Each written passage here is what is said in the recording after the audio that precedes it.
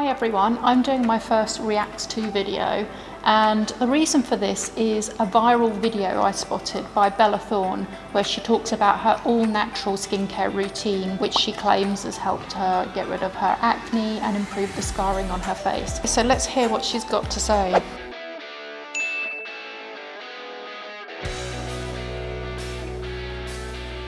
All right, let's go to bed together. My skincare routine consists of basically one-ish thing as of right now. And then when I'm feeling whatever, and my skin type is very oily underneath and dry on top, so I have to be constantly exfoliating these layers because then I get all the amelia bumps underneath that are dry and are trying to come out, but they can't because I have this 2 layers of super dry skin on top. So that's why my skin doesn't actually look oily, but it is. I struggled with acne for a very... So just to clarify, I think she means milia rather than amelia, which are little tiny white blockages on the skin that are quite hard and really deep. So if you try and remove them yourself, you wouldn't be able to get them out. You can get them for lots of different reasons. Some people associate them with having fat deposits, but having a build-up of dead skin could definitely be a contribution. But to be honest, anyone that's using very, very rich, heavy products tend to suffer from them a lot more than people that are using lighter products. So I've seen a few of you criticize the comment where she says she's got quite oily skin underneath but really dry on top, and going, oh, how can that be? Actually, it is quite a common condition, but I see it normally in people that have got darker skin types. And what that is saying is that her skin is really dehydrated, so it's lacking water, which you need in the deeper layers of the skin. But to compensate for that, her skin is making lots of oil to try and rehydrate itself, but really it needs hydration, not oil. It is something I do see a lot. The only way to hydrate the deeper layers really is drinking lots of water or using a product where the molecules are small enough that they can actually penetrate really deep down and hydrate from within. When she says she's got like 2 layers of skin, we've all got hundreds of layers of skin. That's basically what skin is. So she obviously feels like she has a real buildup of dead skin all the time, so she's constantly trying to remove that. You have to be careful about over exfoliating though, because you can cause a lot of irritation in the skin, which can lead to issues later on, like more irritation, redness, and other reactions. So let's hear what she sort of says going forward. I dealt with acne for a very, very long time, cystic acne, and I was on Accutane for like 2 years. Nothing really worked for me on that level, and I went to every different dermatologist and this and that, and basically got everything done to my face that you can for acne, and you know, nothing worked. And then I came across this one woman, Jennifer, who is so amazing, and she changed my skin, and she's designing my skincare line. It's the only thing that was like actually a huge difference in an insane short amount of time. And all her stuff is all natural, which of course I love. I brush my teeth with coconut oil and things like that, so I stick to all natural products. So I think so many times we think that the chemicals will work because it says it works and blah blah blah, and you know, it does work for a short amount of time, but then what about if you stop using that product? Is your skin reliant on that product? Do you become reliant on it? And I think that's one thing that chemicals will really never fix for us. So that's why I like the all-natural route. We make quite a few. Okay, a lot of contradictory information in there. So first of all, she's basically telling us all that she uses 3 natural ingredients and her skin has never been so good. Yet she's creating a skincare line. Why do we need to create products if these natural ingredients are so amazing? So contradiction 1. The next one is, and I've seen a lot of people slating her for this already, but I'm just going to reiterate it for you. Every single thing you see, touch, eat, breathe, drink is a chemical. You are a chemical. So when a lot of people talk about chemicals, they do it in a really negative way, but actually everything's a chemical. So what does that even mean? Then she talks about how reliant you might become on a chemical and why you shouldn't use them because you're going to become reliant on them and then they don't work. Well, that's kind of true for everything. You know, if your skin is not working well, you have acne. acne or you have another skin problem, unless you can tackle the core issue of that skin problem, let's say for acne, most of the time it's hormonal. What we treat on the skin is the symptoms of acne. We're not actually curing the cause of acne, which is 99% internally stimulated, let's say. So if you haven't sorted out the hormonal imbalance and your body is still reacting to that hormonal imbalance, you will need to continue to use the products to manage and maintain the skin balance and to keep the acne under control. So that's going to be a given. If, however, your body's hormones start to balance and your acne naturally reduces, you won't need to use those products to maintain your acne anymore.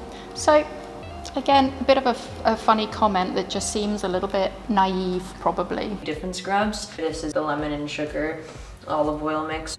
Basically, I started using it on my my newest assistant. He just loves it so much. It's been making his skin like so smooth and actually takes away the indents, which like you can cover redness with makeup, right? But you'll never be able to cover texture, and that's something that you're always going to be battling yourself on. And so that's why I really like this, because it takes the texture down to a more even playing field. I'm just gonna add a little bit of water.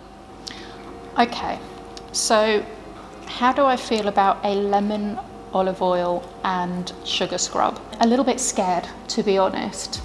Again, a lot of contradictory information that she's giving there, because if you have acne scarring, which I treat so many people that do, it is really, really difficult to improve it. And scrubbing your skin with sugar is not going to get rid of it. I'm a bit worried that there are going to be a lot of people out there, especially younger people that probably can't afford to go and have really expensive treatments, using a product like this and actually really damaging their skin. Sugar is really sharp and you're going to end up causing lots of micro tears on your skin. And those micro tears means that your skin's going to be more open to bacteria, more likely to get sort of infections, more likely to be open to things like pollution getting into the skin. If you're putting makeup on, the makeup is going to get in and cause more irritation as well. So for me, this is really, really bad advice, just because sugar, a bit like salt, really, really rough edges, and similar to walnuts as well, walnut shell crushed up, it will actually scratch and tear your skin. So please, for me, not a great one for the face, especially if you've got really infected acne, really bad. And then I'm just going to apply. It smells delicious. You can also eat it, again, because it's all natural. So I can just, oh my God, it's so sugary, wow. It smells like lemon and sugar, like, I don't know, like at some type of weird hotel, if they put like, or sometimes if you're on the plane and they give you those hand towels or whatever and they smell like lemon sometimes. That's kind of what this smells like. Okay, just got to make a quick note. It smells like lemon because she's put lemon in it. It's like, and obviously sugar. Lemon could be a little bit beneficial because it is a fruit acid. So again, there's a bit of exfoliation. She's not pushing very hard. So, you know, that's better than pushing really, really firmly on the skin with the sugar granules. But still, for me, even lightly pressing the sugar into the skin, it's still very, very sharp edges. So not my favorite. It's definitely scrubbing and pleating. It's kind of working these pores in this circular motion is going to help me activate the skin to become alive again, in a sense. I used to have this makeup artist right before she would put products on my face, like wants to sit into my skin. She slapped my face really hard, and it's supposed to kind of wake everything up. A harsher version of it would be like if you're gonna do microneedling, you do microneedling because you want to damage the skin so that the skin is like, oh no, hold on. I need to rework myself. I need to fill this back up. I need to heal. And so basically this scrub does that, but in the lightest way because it's not breaking anything on my face. Do a little. Okay, so finally she said something that makes a little bit more sense if you're looking at this from a scientific point of view. Any type of exfoliation is damage to the skin, and the lighter the damage, obviously the lighter what she's talking about is the repair response from the skin. When you cause damage, your skin wants to fix the area, and it fixes it by flooding the area with lots of nutrients and oxygen to facilitate the production of new collagen, new elastin, and also you'll get better lymphatic drainage in the area. So the whole area, the circulation will improve. So you should end up with healthier skin overall. The difference between doing a light scrub like she's doing or doing something like microneedling, the micro tears that she's causing with the sugar scrub are causing lots and lots of scratches along the surface of the skin. She's got the lemon and she's got olive oil, which are both being rubbed into those micro tears as well. With microneedling, when we do it in a more clinical environment, we obviously make sure that we're using the right serums and products straight after, so that we're protecting the skin and helping to protect all the little micro wounds that we've created. The difference being with the microneedling, you get a very, very precise pinprick that's just one tiny little hole that goes straight down. With the sugar scrubs, you're actually tearing the surface of the skin. So it is a different type of damage, and we have much more control with the microneedling, and obviously the aftercare with the microneedling is much more precise to make sure that we're not causing any long-term damage. A little water, rework it. And make sure you get in all those nooks and crannies. And it is good to get under the eyes. Most of the time when you wash your face, you kind of forget about right under your eye. You go like here and then you stop. But this is really sensitive skin right here. So many wrinkles and light pigmentation and stuff comes right there from sun and depending on your skin type in general. If I'm wearing heavy makeup on set, usually I'll use an oil first, a coconut oil. Or a vitamin E oil to get it all off my face. Then I do the scrub just to really get in there. I'm gonna wash. So just in regards to coconut oil had a massive heyday sort of a couple of years ago where everyone was literally doing everything with coconut oil, eating it, drinking it, bathing in it, doing their hair with it, brushing their teeth with it. People couldn't get enough. The problem with coconut oil is it does have some really great qualities, as in it's antibacterial, so it can help to reduce bacteria on the skin. It has anti-inflammatory qualities, but it is the most comedogenic oil that there is on the market, which means it's the oil that causes the most blockages. So if you're an acne sufferer, every product you buy, you'll be looking at it to see non-comedogenic, because you want it not to cause blockages within the skin. So if you are prone to acne, avoid it. If you're not prone to acne, I would still avoid it, just because you could end up giving yourself more congestion. I think it's been like a little over a year, maybe a year and 6 months of doing all natural. And yeah, the only thing that I do that's not all natural would be microneedling. I do that sometimes to get rid of some of these scars that are so bad on this side, because on camera, on screen, I do all my own makeup on everything I work on. And I only wear tinted moisturizer because I want it to, like, I want you to be able to see my skin, see my freckles, like see just like that my skin is breathing. And so it's kind of difficult sometimes with these scars because I can't put thick makeup over it. And like I said, you can't cover texture. And my next step would be us making this mask together. And like I said, sometimes I do this mask depending on what my face is calling for in that moment. I'll do another mask. Avocado masks are like my second favorites. Okay, so I put some a little thing of coconut oil in there. I'm gonna pour some honey in here. When it comes to measurements, I'm pretty much eyeballing it. When you're working with all natural products, it's much easier to eyeball it because most likely you're not gonna hurt your skin. Obviously, if I'm using something really acidic, like in here, like lemon and whatnot, I'd wanna be a little bit more careful and obvious about what I'm doing. Coconut oil is antibacterial. Honey is anti-inflammatory. And cherries are also anti-inflammatory and antioxidants. So Either way, on all 3 of these products, you're pretty much okay, no matter if you put too much honey or too much coconut oil, but you want to pay attention to the product, and it's going to sound a little cheesy, but listen to the product. And if you're mixing it and it's not a good consistency, then you know you have to add a bit more oil or maybe a bit more of the tacky honey, or, you know, just depends. People ask me all the time, like, oh, did you get your lips tinted or something? And I never wear lipstick or anything. But really, if you do the cherries before you go to bed, what a nice color. Ooh. Okay, where do I start on this one here? To start off with, the number 1 job of your skin is to act as a barrier. So it's going to keep stuff out. It's waterproof. It's meant to not let a lot of stuff in. Yes, maybe there are some benefits within cherries and honey, but the molecules are actually not going to be able to get into the skin. They're going to sit on the very surface of the skin where the dead skin cells are, but they're not going to have any effect on the deeper skin cells where you actually need some of that benefit to see results, really. Honey, I do agree with. It is very antibacterial and it's also anti-inflammatory.